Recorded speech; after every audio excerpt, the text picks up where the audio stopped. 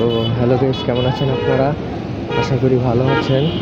তো আমি একটা নতুন ব্লগ নিয়ে হাজির হলাম।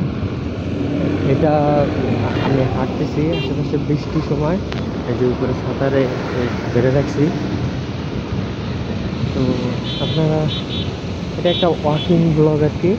তো আপনারা দেখেন চারপাশে কী হয়, কাইন্ড অফ সাইলেন্ট ব্লগ।